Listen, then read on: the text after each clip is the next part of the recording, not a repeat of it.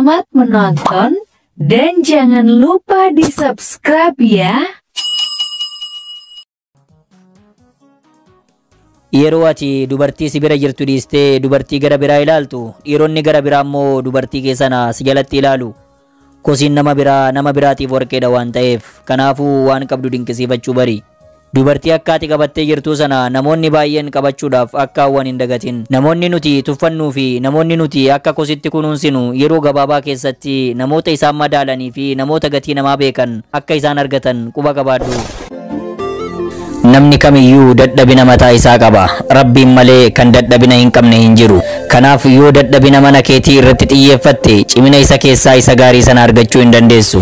Namni kamuu seenaa dhukataa qaba. Yeroo fuutuu fi yookaan heerumuu barbaaddu waan darbe nama keessaa qotuu dhiisi. Wanti baay'ee murteessaan jireenya hiriyaa keetii isa ammaati. Wanti durii darbeera. Dhiifamaa fi dhiifama gochuun xumuri. Waan ammaa fi waan fuulduraa irratti xiyyeeffadhu. Gaa'illi kamiyyuu sadarkaa milkaa'inaa adda addaa qaba. Gaa'ila kee gaa'ila nama biraa waliin tasuma in madaalchisin. Yoomiyyuu wal hin qixxaatu waan ta'eef tarii inni fagaata, tarii duubatti hafa. Kanaafuu dhiphina gaa'ila keetii hambisuuf obsii cimiitii hojjedhu.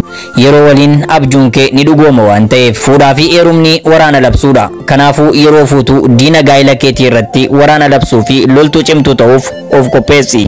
Gurraacha Afrikaa.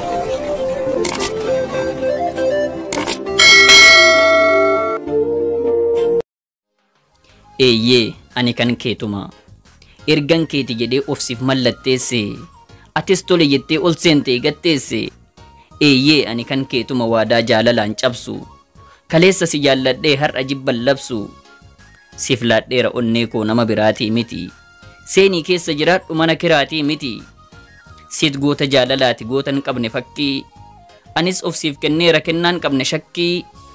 Hunda sin caalchifadha siit gita warqee kumaati, tarkaanfii keessa deebiin qabne kun ejjennoo dhumaati.